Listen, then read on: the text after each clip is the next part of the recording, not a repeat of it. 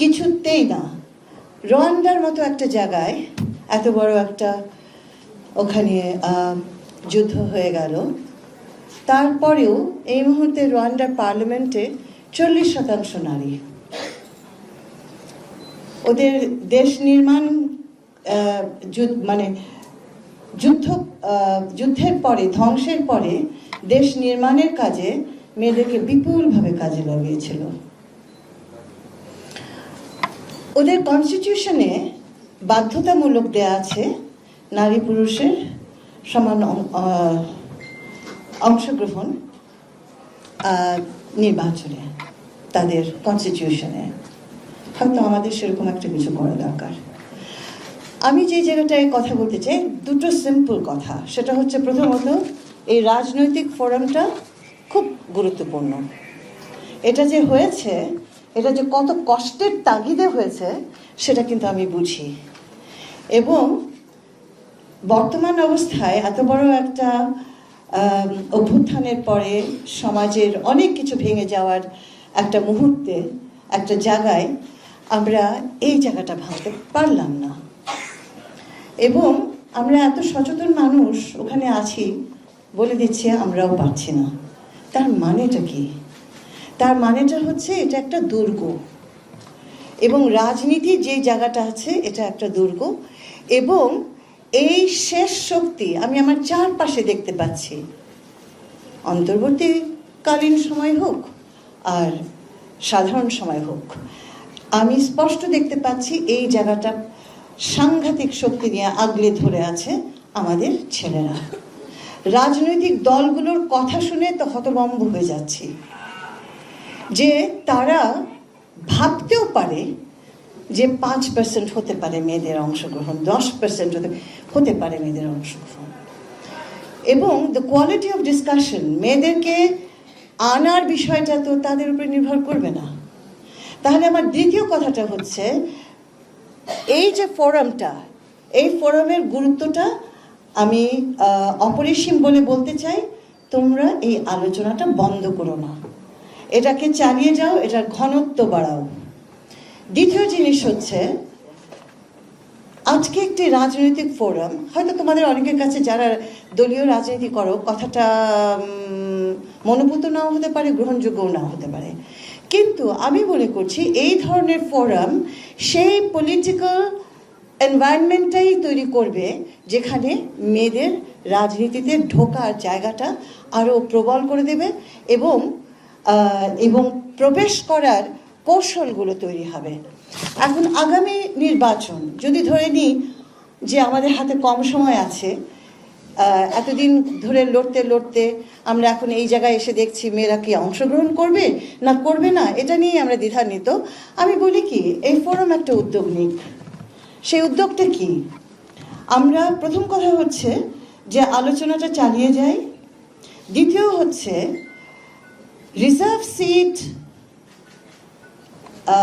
দলীয় কি বলবে, দলগুলো তারা নির্বাচন করলো কি করলো না, নমিনেশন দিল কি দিল না, সেটা থাকলো, সেটা নিয়ে তো আমাদের একটা তর্ক বিতর্ক চলতেই থাকবে। কিন্তু তার বাইরে তো একটা সুযোগ আছে, স্বতন্ত্র দাঁড়ানো। কেন বলছি যে হ্যাঁ, হতে পারে আমাদের মেয়েরা ভয় পাবে। ভয় যদি পায় তাহলে এখানে আবার ফোরামের মতো একটা সংগঠন ব্যাকিং দিক। আমরা 10টা মেয়েকে টার্গেট করি যে আগামী পার্লামেন্টে আমরা ঢুকাবো। Let's work on it, let's work on it. আমরা নারী সমাজ কি ভাবতে পারি যে 10 জন যোগ্য নারীকে আমরা, দলগুলো কি দিচ্ছে না দিচ্ছে সেটা তো আমরা সমালোচনা করতেই থাকবো। দলে যে নারীরা আছে তারা আশা করি তারা কিছুটা সাম্য চান, তারা নিশ্চয়ই মর্যাদা চান, তাদের দলের ভিতরে অবস্থান চান। আমি শুনে খুব খুশি হলাম যে জামাত ইসলামে 43% মেয়েরা আছে, কিন্তু দুঃখের বিষয় হচ্ছে আমরা সেই নারীদেরকে দেখতে পাই না। সেই নারীগুলো কোথায়? যখন কমিটিগুলো মিটিং করে আমরা শুধু ভদ্রলোকদেরই দেখতে পাই।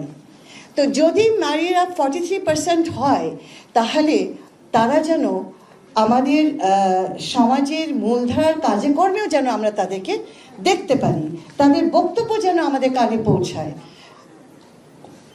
এবং এই একই জায়গায় তো আমি এই দুটো তিনটা কথা বলতে চাচ্ছি। যদি আর কোনো কিছু না হয় তাহলে কেন আমরা আমাদের মেয়েদেরকে নমিনেট করি না? এবং আমরা, let us be the instrument of nomination. Why do I have to wait for the political parties? Who stops me? এবং অর্থ, আচ্ছা কোথায় আমরা হেরে যাই? অর্থ নেই। কোথায় আমরা হেরে যাই? পেশি শক্তি নেই। কোথায় আমরা হেরে যাই? মারপিট করতে পারি না, অপবাদ দিতে পারি না, গালাগালি শুধু শুনতে হয়, মাঠ ছেড়ে চলে যায়। 24শে জুলাই ঘটেছে, 65% মেয়েরা যুদ্ধ করেছে, মাঠে থেকেছে। এটা তো বিশাল একটা শক্তি। এই মেয়েরা যদি তোমাদের ভেতরে এই নেতৃত্বটা দেখে, তাহলে ওরা তো তোমাদের পেছনে এসে দাঁড়াবে, কারণ তারা তো নেতৃত্ব পাচ্ছে না। আমি জানি যে এই যে তরুণ নারী সমাজ, নতুন তরুণ নারী সমাজ, তারা অনেকেই আমার কাছে এসে বলেছে আমাদের সামনে সেই নেতৃত্ব নেই যে আমাদেরকে সংগঠিত করবে। So I suggest, why doesn't the forum take this role? কারণ ফোরাম এত রকমের মানুষকে একত্র করেছে। এবং একটা চ্যালেঞ্জ নেই আমরা। আর শেষ কথা, এই বিষয়টা খুব গুরুত্বপূর্ণ ভাবে আমি নিজে আমার অঙ্গন থেকে দেখছি। আমাদের মেয়েদের বিষয়ে সত্যি কথা বলতে আমি মনে করি রাজনীতিতে যারা ইলেকশনে দাঁড়াবে, এই ইলেকশনের ক্যাম্পেইনটা should be state funded. এটা পাবলিক ফান্ডিংয়ের মধ্য দিয়ে হওয়া উচিত। এতে আমার 3টা উপকার হয়। একটা হচ্ছে দলগুলোকে আমি একটা অনুশাসনের ভিতরে আনতে পারি, যত্রতত্র টাকা ব্যবহারটাকে আমি বন্ধ করে দিতে পারি, করাপশনটা, নির্বাচনকে কেন্দ্র করে করাপশনটাকে আমি কন্ট্রোল করতে পারি। এবং এই যে প্রাইভেট ফান্ড নিয়ে এসে প্রাইভেট সেক্টরের উপরে একেবারে দায়বদ্ধ হয়ে যাওয়া, তাদের উপরে নির্ভরশীল হয়ে যাওয়া, এই জায়গাটা বন্ধ করতে পারি। আরেকটা হলো যে আমার ক্যাম্পেইনের জায়গাগুলোতে আমার একটা ইকুয়াল প্লেইং ফিল্ড হয়ে যায়। এটা কিন্তু খুব গুরুত্বপূর্ণ বিষয়। পৃথিবীতে যেমনটি হয়নি তা তো না, অনেক দেশেই হয়েছে। এবং এটা আমাদের একটা র্যালিং পয়েন্ট হতে পারে। আমার নির্বাচনের মান যদি ভালো করতে হয়, আমার যদি সমান মাঠ প্রয়োজন হয়, তাহলে আমার সমান অর্থ পেতে হবে, proportional to the parties ability. এবং এটা পাবলিক ফান্ড এটা নিশ্চিত করতে পারে। আর একান্তই সেটা যদি না হয়, আমাদের একটা আলোচনা হয়েছিল এই বিষয়ে যে মেয়েদের অংশগ্রহণে আমরা পাবলিক ফান্ড পেতে পারি কিনা। এবং আমি যতটুকু জানি যে এই আলোচনাটা বেশ ইন্টারেস্টিং একটা জায়গায় গেছে। এখানে এটাকে আমি ছিলাম সেই আলোচনায়, এবং I thought that was very good. এটা নিয়ে ভাবা যায়, এটাকে সাপোর্ট করা যায়। নির্বাচন কমিশনকে এই তথ্যটা দেওয়া হয়েছে যে এরকম একটা বিষয় নিয়ে ভাবা। নির্বাচন কমিশন এটা নিয়ে ভাবছে, হয়তো আমরা কিছু জানতে পারবো। যদি এটা সম্ভব হয়, আমরা যদি সার্বিকভাবে আমাদের নির্বাচন কস্টকে রাষ্ট্রীয় খরচের ভিতরে না আনতে পারি, তাহলে নারীর অংশগ্রহণটা যেন আমরা আনতে পারি।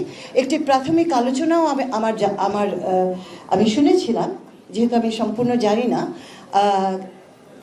আনুষ্ঠানিকভাবে দলগুলোর সাথেও হয়েছে এবং তাদের প্রতিক্রিয়া ছিল ইতিবাচক। কেন? এটা তো তাদের জন্য লাভজনক। তারা যদি মেয়েদেরকে নমিনেশন দেয়, সেই মেয়েটির খরচটা যদি রাষ্ট্র দেয়, তাহলে তো সেটাতে তার একটা সুবিধা হয়, তাই না? তো এটা আমার শেষ কথা, যে মেয়েদের সেই জায়গাটা যদি শক্তিশালী করা যায়, অর্থের জায়গাটা যদি শক্তিশালী করা যায়, এবং এটা কোনো অভিনব প্রস্তাব নয়, তাহলে আমার মনে হয় আমাদের অনেক মেয়েরা অংশগ্রহণ করবে। আর এটার মধ্যে দিয়ে শুরু হোক আমাদের ওই যে শেষ বলাইটি ভাঙার কাজ শুরু হোক। সবাইকে আমার অভিনন্দন। আগামী আলোচনার জন্য অপেক্ষা করলাম। ভালো থাকবেন। এই নির্বাচনটা কিন্তু বাদ দেওয়া যাবে না মেয়েরা, এই নির্বাচনটা বাদ দেওয়া যাবে না। মেয়েদেরকে ওখানে দেখা প্রয়োজন।